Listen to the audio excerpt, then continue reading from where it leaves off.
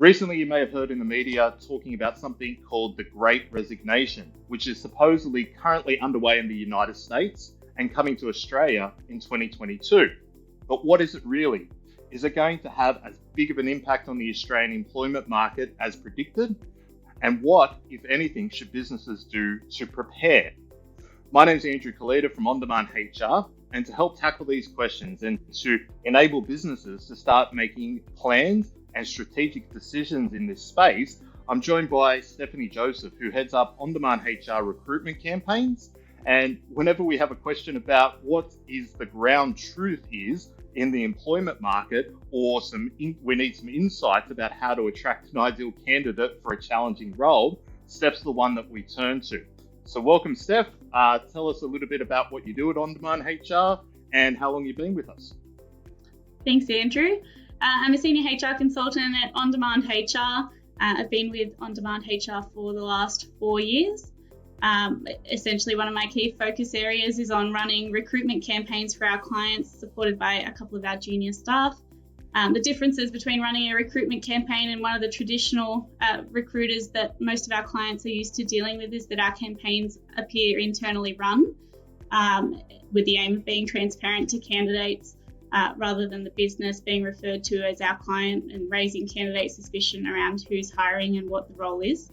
Our clients are involved in the interviewing and selection process, but we do a lot of the grunt work, shortlisting candidates, phone screens, reference checks, negotiating offers and pre-employment checks like police checks. So tell us what a typical day looks like heading up On-Demand HR recruitment campaigns.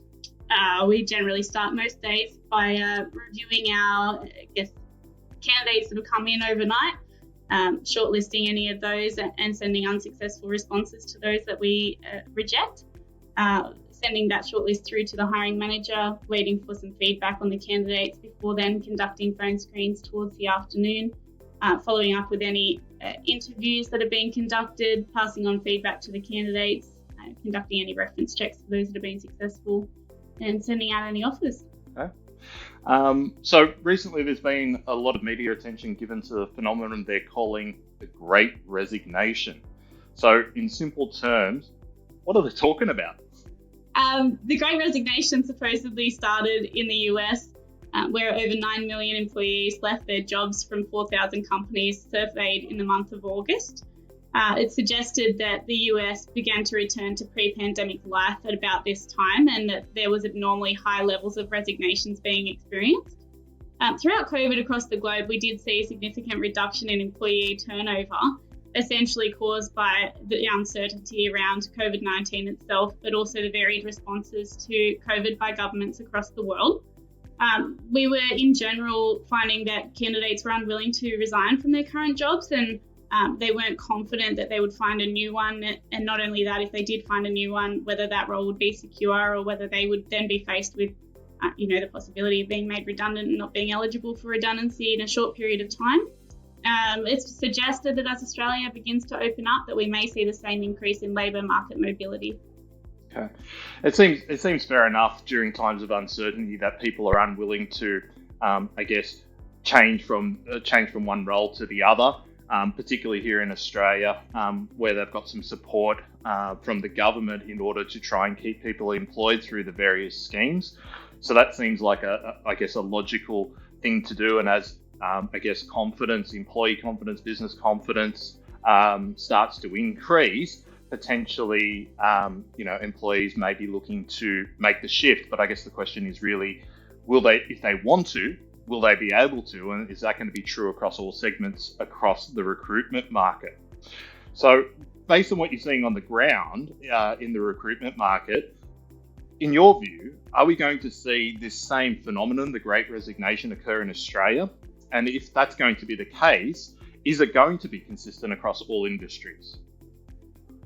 We've been considering this Great Resignation in an Australian context, and we think it's important to consider that leading into the emergence of COVID in early 2020, we were already seeing a period of record low unemployment rates, meaning that candidates were already spoiled for choice and could already make demands for higher salaries.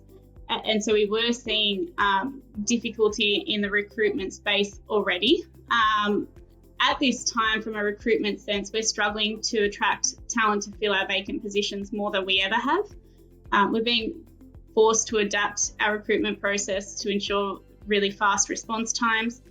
Any more than 24 hours at each stage from application through to placement is too long.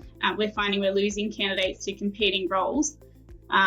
We're forced to have difficult conversations with our clients to make hiring decisions, in most cases after only one interview, where they may be used to having multiple interview processes before seeing any other potential candidates, perhaps only having one person be interviewed for a role. We're also finding that we're being forced to offer higher than average salaries, even for roles that traditionally we would have had lots of choice to attract the right candidate. For example, admin roles, we're even having to increase what we would be offering to the market. We're also finding, even in those admin roles, that we've got more than one campaign being run to attract the right person.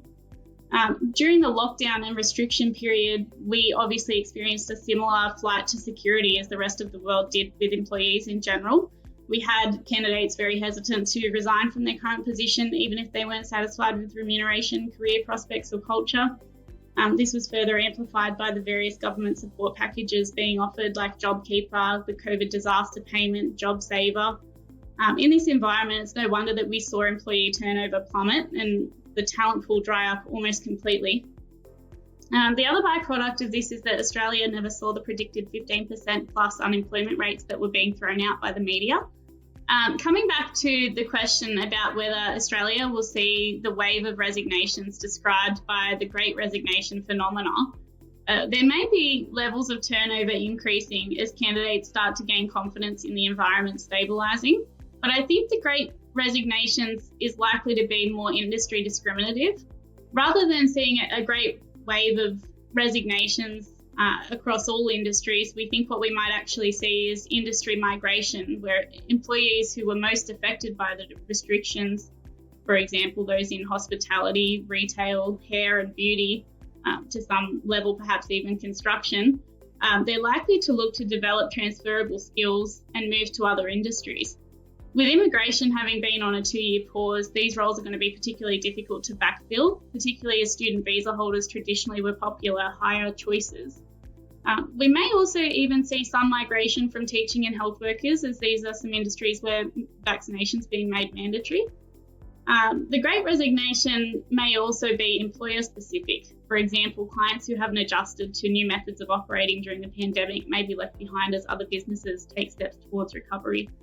Okay, so if we're going to see some level of this Great Resignation, maybe not across the broader economy, but potentially siloed to some specific industries, some, because of, I guess, restrictions and security, and some as a result of mandatory vaccinations potentially. So if it's going to be siloed to those types of industries, as we begin to open up through New South Wales leading the way, and then of course more broadly Australia, what should businesses be doing in order to retain their key staff? We think we should be looking to maintain some of the flexibility that's been offered to employees during the lockdown periods. For example, perhaps coming back to the office partially rather than on a full-time basis, maybe 3 days per week at home. The lockdowns demonstrated to many that their role can be effectively performed from home and that they can have greater work-life balance by eliminating their morning and afternoon commute. Employers who demand a return to the office may be disadvantaged when trying to attract staff, because we think that moving forward, flexibility is going to be a significant benefit offered by most employers.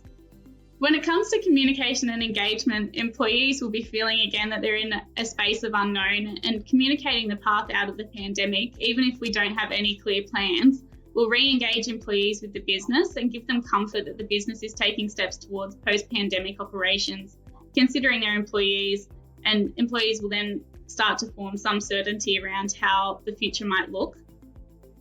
The other thing we've been doing recently is employee satisfaction surveys, and we're finding that they're highlighting any areas where the business may need to improve to retain valuable staff. We recently released some videos on this, on the value of employee satisfaction surveys, and we do think that it would be important for clients to consider this moving out of the pandemic. Reviewing the recruitment process is also another important factor to ensure that you're able to identify strong candidates, interview and hire as soon as possible, keeping them from competing roles, eliminating the mindset of having multiple interview processes and requiring more than one candidate for interview before decisions are made. Okay, so what I'm taking out of this at a high level is that businesses need to move out of their panic mode or reactionary mode that they were under in the COVID-19 restrictions and just trying to, I guess, navigate through that. And they need to shift their mindset into a little bit more strategic thinking. And they need to do this, from what I'm hearing, in probably two ways. Number one, they need to be realistic that it is, in fact, a candidate's market at the moment. I think a lot of businesses out there really are having the perception that it's an employer's market, whereby there's going to be all these people that have lost their jobs throughout the pandemic, and they'll be able to put up a job ad if they choose to, and they'll get 1 million applications. And so from what I'm hearing from you, that's actually not the case. And we're likely, given our experience when lockdowns eased last time, we saw the unemployment rate really plummet to the pre-pandemic level. And we're probably going to see the same thing now, particularly in New South Wales, as we start to reopen.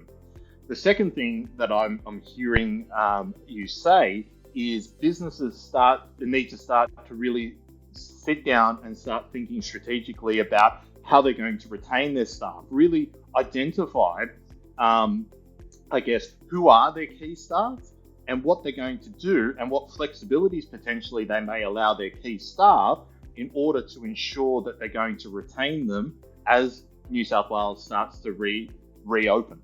And the third point is, if you are looking to recruit, the traditional methods of recruitment are likely to be challenged and strained during this period of reopening.